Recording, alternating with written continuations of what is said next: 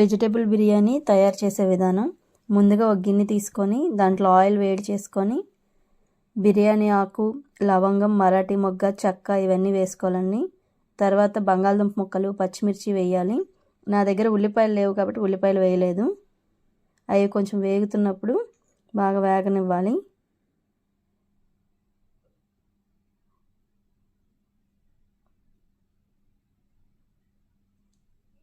తర్వాత అందులో క్యాప్సికమ్ వేయాలి.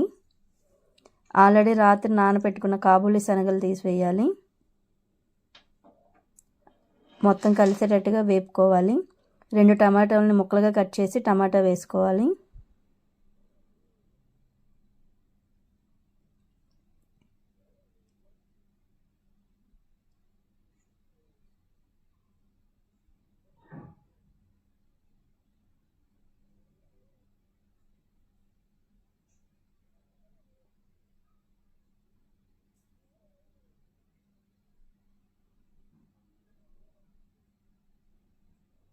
ఆ టమాటాలను కూడా బాగా కలిపేసి దాంట్లో కొంచెం క్యారెట్ కూడా వేసుకోవాలి. అందులో కొంచెం అల్లం వెల్లుల్లి పేస్ట్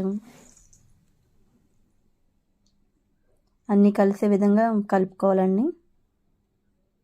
తర్వాత హోల్ గరం మసాలా,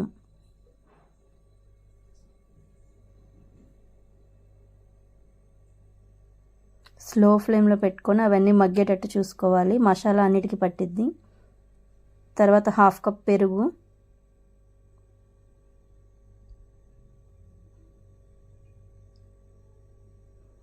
పెరుగు బాగా కలిపేటట్టుగా ఉండాలండి. స్లో ఫ్లేమ్లో పెట్టుకోవాలి, లేకపోతే పెరుగు మాడిపోద్ది మొత్తం కిందంతా. నేను 2 గ్లాసులు బియ్యం తీసుకున్నాను. 1 కప్ బియ్యానికి 2 గ్లాసుల వాటర్. ఎసరు పోసుకోవాలి. రుచికి సరిపడినంత ఉప్పు,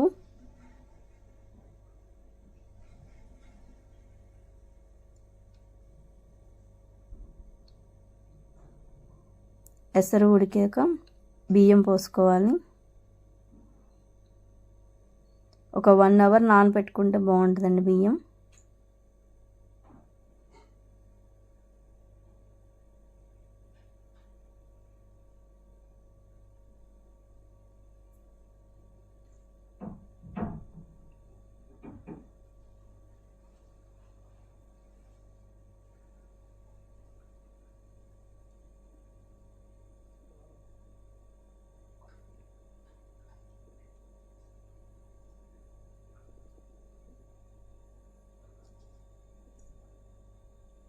హై ఫ్లేమ్లో ఒక 2-3 నిమిషాలు ఉంచాలండి. బాగా కొంచెం ఉడుకుతున్నప్పుడు మీడియం ఫ్లేమ్లోకి తీసుకురావాలి.